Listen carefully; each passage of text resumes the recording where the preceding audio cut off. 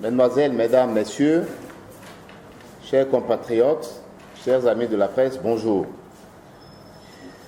Comme prévu par le code électoral de notre pays, la Sénat vient de rendre public, 15 jours après le vote, sa compilation des résultats des élections municipales et communales du 28 juin dernier. L'Alliance que j'ai l'honneur de présider a pris part à cette élection avec détermination, allant au contact des électeurs pour présenter son programme, et les Béninois qui nous ont entendus nous l'ont rendu de manière formidable par leur mobilisation sur le terrain et par leur vote. C'est notre vision de la démocratie et je sais que cette vision est partagée par le plus grand nombre dans notre pays. Au cours des 3 derniers mois, nous avons eu en effet les élections législatives, communales et locales. Il faut s'en féliciter et féliciter surtout les forces démocratiques, notamment la plateforme des forces démocratiques, qui se sont battues pour que cela finisse par arriver. C'est une importante phase, mais aujourd'hui, plus que jamais, je souhaite rappeler que la démocratie est une quête perpétuelle qui doit être au cœur de l'action de tous les acteurs politiques de notre pays. Je veux en effet rappeler que, premièrement, œuvrer pour la démocratie, c'est ne pas faire usage des moyens de l'État, des intimidations de toutes sortes pour fausser l'expression populaire. Œuvrer pour la démocratie, c'est ne pas tenir un double discours, incitant à la violence et menaçant les leaders politiques à Bassila, loin des caméras, et en faisant semblant d'appeler à l'apaisement à Cotonou, face aux caméras et au reste du monde. Enfin, œuvrer pour la démocratie, c'est respecter le verdict des urnes, l'expression des électeurs, et ne pas influencer les institutions dans le seul but d'intimider des acteurs politiques. Comme de nombreux Béninois, je suis profondément attaché à notre démocratie. Je continuerai de me battre de toutes mes forces pour ce qui nous est le plus cher soit préservé. Je le ferai même si cela devait déplaire à certains qui se croient puissants aujourd'hui, car ils oublient que la puissance publique appartient d'abord et avant tout au peuple béninois et elle est aussi d'essence divine. Mes chers compatriotes, depuis 2011, j'ai choisi de me réinstaller au Bénin pour vivre avec vous votre quotidien, afin de mieux défendre vos aspirations. C'est pour défendre ces aspirations légitimes, en effet, que l'Alliance ABT a décidé de prendre part activement aux élections intermédiaires de cette année. Malgré l'acharnement politique, l'exclusion des médias d'État, les intimidations de toute nature infligées à nos militants partout, y compris la militarisation des communes qui nous sont favorables, l'achat massif de conscience, le plus souvent avec les moyens de l'État, malgré tout cela, notre alliance politique, pour sa première participation, est ressortie d'abord avec 2 députés à l'Assemblée nationale et aujourd'hui une 60aine d'élus locaux et nous sommes en position de diriger certains exécutifs communaux. Ce résultat aurait été encore plus retentissant si les règles du jeu avaient été rigoureusement respectées. Ainsi, à Parakou, à Kopargo, à Waké, à Natitengu ou encore à Bassila, les résultats annoncés par la Sénat ne sont en rien conformes au procès-verbaux des bureaux de vote que nous ont remonté nos militants du terrain. Par exemple, dans la commune de Bassila, et en dépit des propos haineux tenus à l'encontre d'un élu de la nation au cours de la campagne, de la militarisation de la commune, le jour du scrutin même, les populations ont massivement porté leur suffrage sur la liste de l'Alliance ABT. Nous avons été majoritaires en voix dans cette commune. Dans l'arrondissement de Manigri, nous avons recueilli plus de 150 voix de plus que la liste concurrente. Les procès-verbaux sont là pour en attester.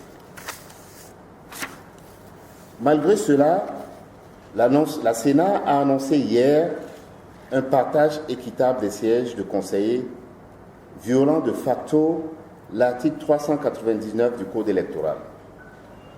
Cette annonce publique des résultats de Manigri par la Sénat est de plus contradictoire avec le document récapitulatif distribué aux journalistes.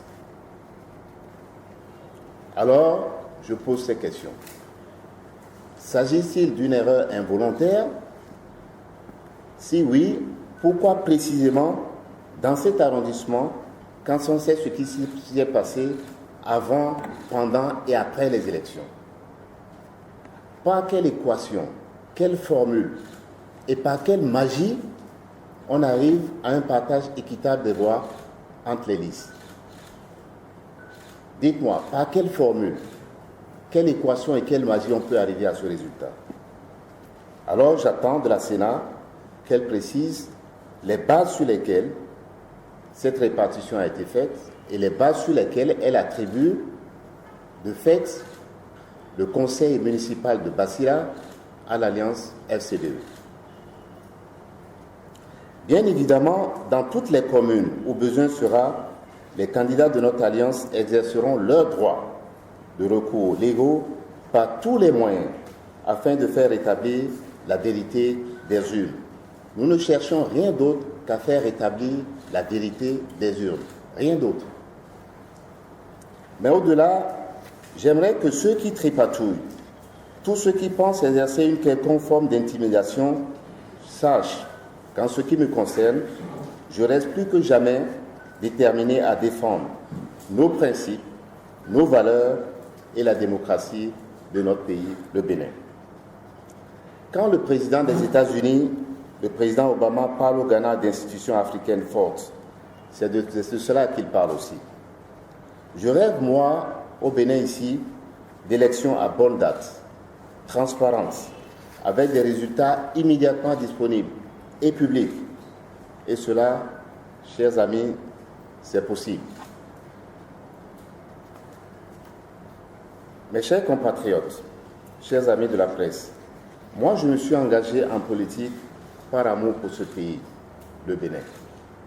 Je me bats pour que Patrick, un jeune étudiant de 24 ans que j'ai rencontré, diplômé sans emploi, je me bats qu'il puisse trouver un emploi décent et puisse subvenir aux besoins de la famille qu'il pourra créer. Je me bats pour que Maoussi et Mariam, que j'ai rencontrés, des jeunes femmes, jeunes mères de famille, à Plaoué et à Kandi, puissent disposer de meilleurs revenus. Je me bats pour un Bénin meilleur, un Bénin uni, qui fasse de nouveau la fierté des Béninois, parce que ce pays nous appartient tous et est le bien le plus précieux que nous ayons. Je me bats surtout pour le développement de notre pays, pour que demain, chacun puisse subvenir à ses besoins, que chacun dans sa commune puisse avoir de l'eau potable, de l'électricité stable et des services de base. Je me bats pour tout cela et rien ni personne ne pourra m'arrêter dans ce combat-là pour le mieux-être de nos populations. La force de mener ce combat, chers amis, je la tiens tout simplement des Béninois. Ceux que je rencontre tous les jours, dans les communes, dans les arrondissements, dans les villages et dans les quartiers de ville. Je le tiens de leurs encouragements et je le tiens aussi de notre filiation commune, car nous sommes tous les enfants du Bénin, les héritiers d'illustres hommes qui n'ont jamais été intimidés par qui qu'ils soient et qui ont pour nom, je le rappelle, Béanzin, Kaba ou encore Yegbera. Et comme eux, je continuerai de me battre pour l'unité de notre pays et pour la démocratie. Merci beaucoup de votre attention et bonne journée.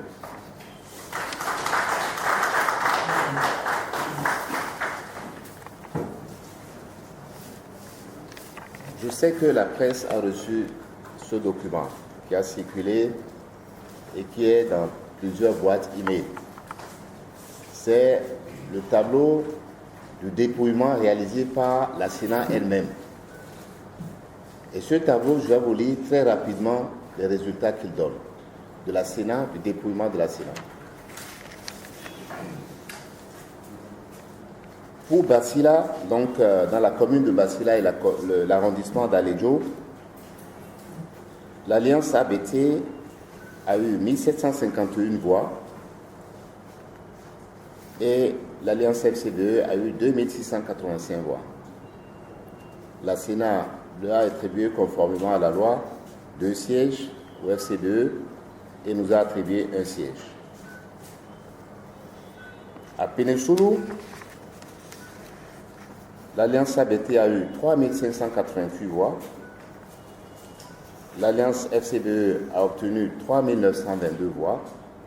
Et là aussi, conformément à la loi, la Sénat leur a attribué 3 sièges et nous a attribué 1 siège. Troisième arrondissement, Basila Centre, l'Alliance ABT a eu 6413 voix et l'Alliance FCBE 3739 voix. Et là aussi, conformément à la loi, la Sénat leur a attribué 2 sièges à l'Alliance FCBE et 4 sièges à l'Alliance ABT. Dernier arrondissement, l'arrondissement de Manigri. Dans la fiche de dépouillement, l'Alliance ABT obtient 3764 voix. L'Alliance FCBE obtient 3606 voix. Donc, moins que l'Alliance ABT. Dans le dépouillement initial qui est circulé et que vous avez dans vos mains, la Sénat nous donne, conformément à la loi aussi, 3 sièges et donne 1 siège au FCBE. Et par cette magie dont je vous parlais tout à l'heure, vous avez entendu le président de la Sénat dire, malgré ces chiffres-là que vous avez, l'Alliance ABT, 2 sièges, l'Alliance FCBE, 2 sièges. Avec pour conséquence que, de ce fait-là, l'Alliance FCBE va contrôler le conseil communal. Si vous faites les calculs, vous verrez que, en total, nous avons plus de voix à Basila, dans la commune de Basila, que l'Alliance FCBE. Dans la première allocation de sièges que nous avions, nous avons plus de sièges que l'Alliance FCBE, ce qui est conforme à la loi. Et j'ajoute que voilà la fiche, une des fiches de dépouillement de Marigri, celle que je vous ai montrée tout à l'heure. C'est la fiche de dépouillement qui vient du terrain, ça. Et cette fiche, avec les cryptogrammes, montre très bien que l'Alliance ABT est au-dessus de l'Alliance FCBE. Alors, je ne sais pas par quel tour de passe-passe on arrive à un partage équitable des sièges qui n'est prévu nulle part dans la loi. Le code électoral ne prévoit nulle part. Il faut arriver rigoureusement au même nombre de voix, littéralement, pour arriver à cette situation. Et ce n'est pas possible puisque nous avons les chiffres ici qui disent le contraire. Donc voilà ce dont nous parlons de manière spécifique pour Manigri, et je trouve ça proprement scandaleux et indigne de la part de ceux qui se prêtent à ce genre d'exercice. Voilà. Si dans sa sagesse, le législateur a considéré qu'il fallait réformer la Sénat pour arriver à une Sénat plus forte, avec un mandat périn de 7 ans, c'est pour leur donner cette autonomie-là et cette indépendance dont les institutions ont besoin. Mais je ne la vois pas là. Voilà ce que je voudrais ajouter. Je vous remercie beaucoup.